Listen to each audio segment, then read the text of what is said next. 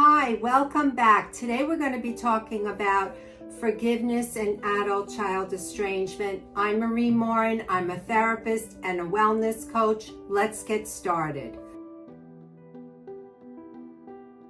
The pain of estrangement is just out of this world, whether it's for a family member or your adult child, or if you're an adult child and your parents aren't making any attempt to have you in their lives. It could be absolutely harrowing and a complex experience. Estrangement often stems from unresolved issues, misunderstandings, or long-standing family dynamics. And there's even more. Find out in my videos, part 1 and part 2 of why adult children cut off, as well as 11 reasons why adult children cut ties, for a deeper dive of more contributors. So the power of forgiveness, it's not just a spiritual exercise, because we know that while it is an incredible act and a gift that you give yourself, there are studies, multiple studies, that point to the fact that when we forgive, we actually fare much better emotionally and physically. It's just better for us. Forgiveness is a conscious choice to release the hold of resentment and anger for your own well-being. In this realm of forgiveness, self-reflection is essential. We have to take time to reflect on what our role was in the estrangement. Self-awareness is a crucial step towards reconciliation. And what I hear most people say, unless there's been abuse and maltreatment beyond the case of wanting to reconcile, is that the ultimate goal is, I want to be back with my family. I want to see them again. So self-reflection is really important. Understand that forgiveness doesn't mean forgetting, but rather choosing to move forward without the burden of resentment. So the other piece to that is empathy and compassion. Try to see the situation from the other's perspective. If you're the parent, look at it through your adult child.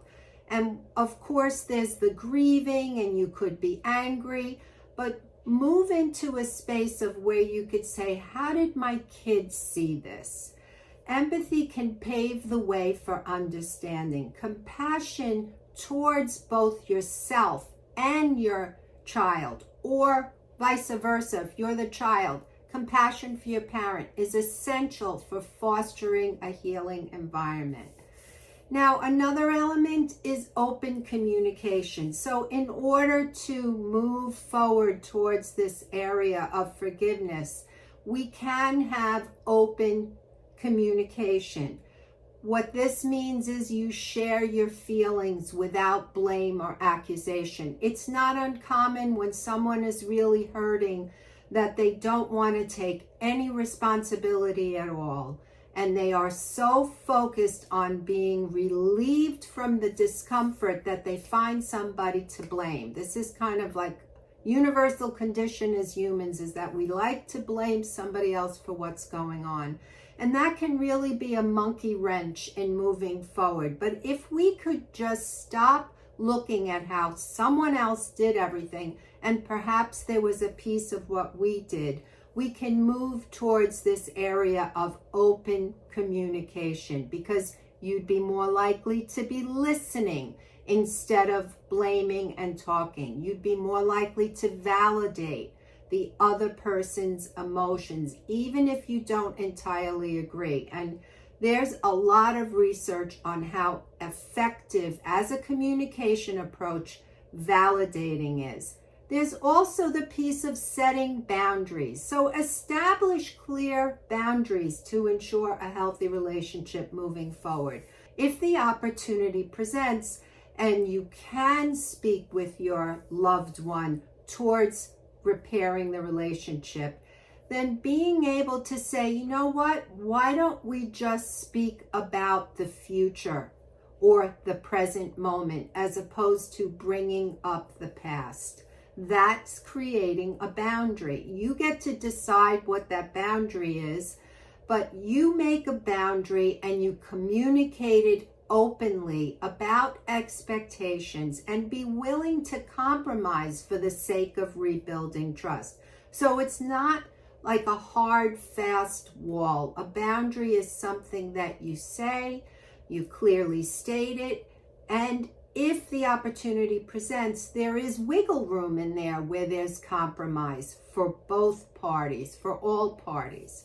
And there's also the opportunity for seeking professional help. So there are some excellent family therapists and estrangement coaches out there that can provide a safe place and space for you to be able to express yourself and work towards reconciliation.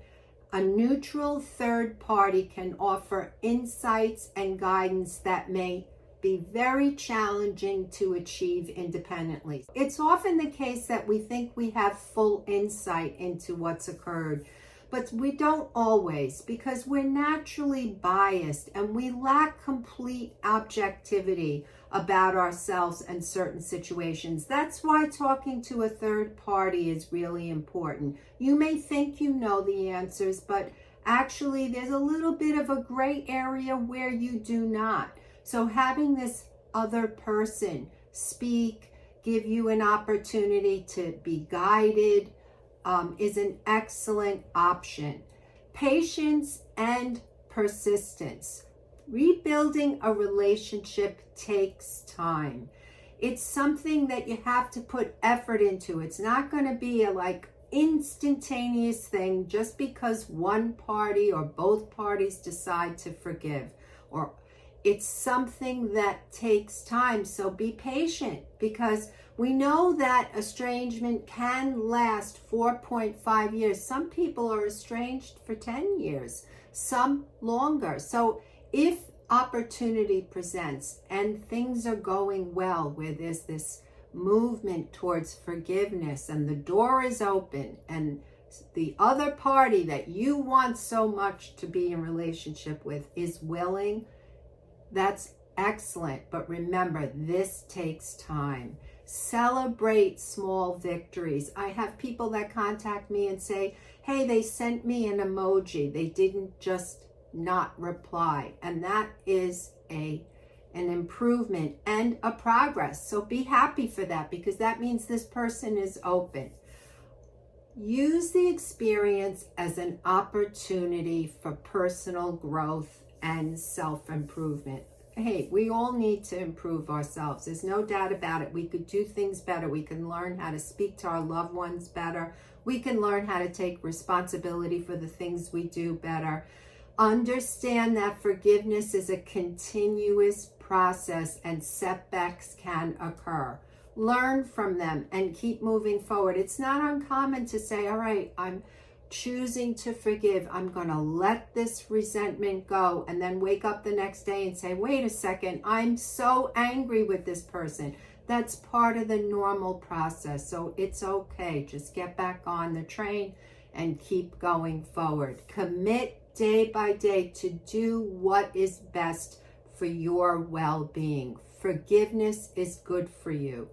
Hold on to the hope of reconciliation. There are some situations, it's true, that reconciliation is not a good idea when there's been abuse and the person does not take responsibility for the abuse. Being back in relationship is not okay. But if the relationship has opportunity to mend, to repair, hold on to the hope of that. But also find contentment and joy in your own life, regardless of the outcome. So I hear from people and they're completely broken to pieces, and I get it. I understand it. It's heartbreaking. However, don't be broken to pieces forever. Use this time to grieve and then commit to moving forward, because your life matters. It's not just about what you have with this other person. Healing is a journey that involves both your individual and the collective efforts. You have to do this collectively. It's not just about the one relationship. You have to be saying, you know what? I have a life. I'm not going to go down with that ship of the other person that doesn't want to have me in their life. Forgiveness is an enormously powerful tool in repairing all types of relationships. If you're the parent heartbroken over not seeing your adult child, forgiveness is key. It hurts to be thrown to the curb. It hurts when someone doesn't want to be around you, even if you've recognized that you've messed up. Fostering understanding and creating a path towards a healthier, more connected relationship is so good for your health, for your emotional health and your physical health. I hope this video has been a help to you. Leave me a comment, tell me what you think, and don't forget to get my ebook, Feeling Heartbroken and Alone, How to Pick Up the Pieces When You're Estranged.